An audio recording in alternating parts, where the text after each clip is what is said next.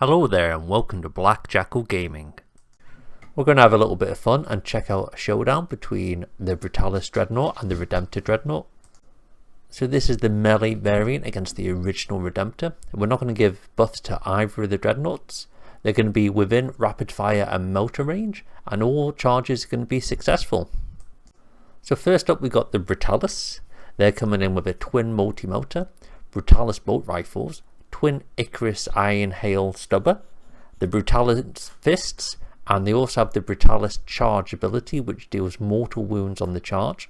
All the weapons are twin linked, so they get to reroll those wounds.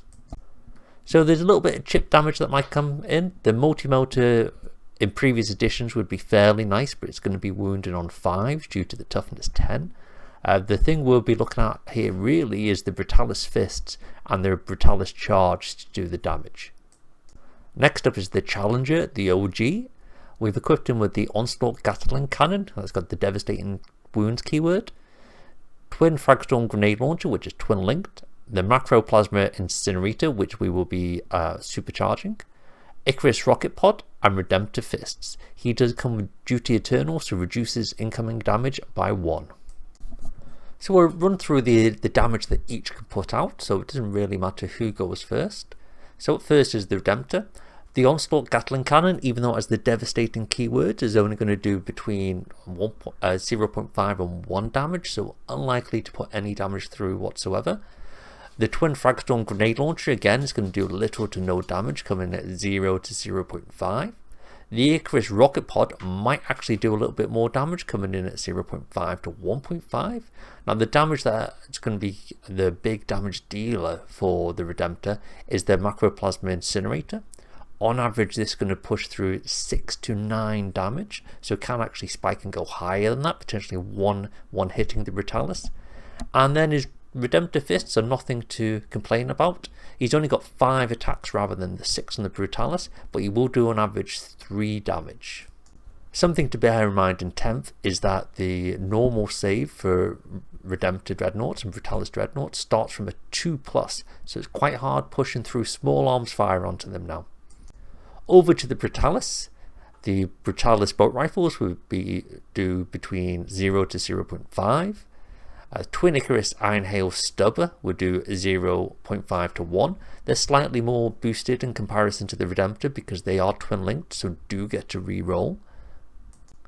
The Twin Multi-Melter will do on average between 4 to 5 damage. Even though it is within the right range, it does have that -1 damage because of Duty Eternal, and it is D6 damage, which does really hurt it, especially without having the ability to re-roll. So it's on the charge when we're expecting him to do the most damage. So for the Brutalis charge, he has to roll a dice. On a 2+, he can do a potential mortal wounds. It can go up to D6 mortal wounds, but on average you're going to be looking at 2 to 3 mortal wounds in total.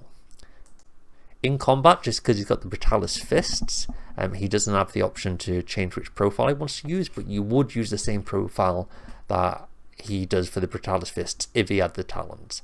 So that's on average going to do between 4 and 6 damage, and now that is really affected by Duty Eternal, which on average is going to knock 3 damage off of his attacks, which is a lot.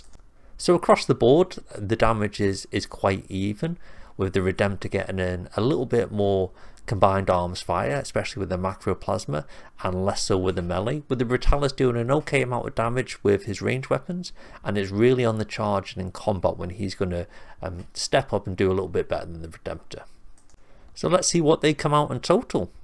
As you can see, it's 10.5 to 15.5 on average for both Dreadnoughts, so they are really balanced against each other, which is quite interesting that it's come out that way. I imagine they played that out on purpose.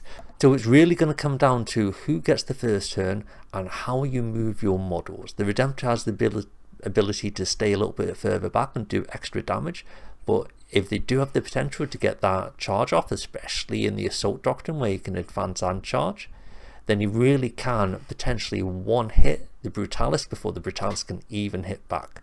Slightly harder for the Brutalis because he's got a shorter range on his weapons and has to get in deep and dirty to do the damage. But depending on who gets there first and gets the first shots off and can stay in the pocket for the longest, It really comes down to how you're rolling and who's going first. Thank you for watching the video. If you have any comments, then pop them below in the comment section.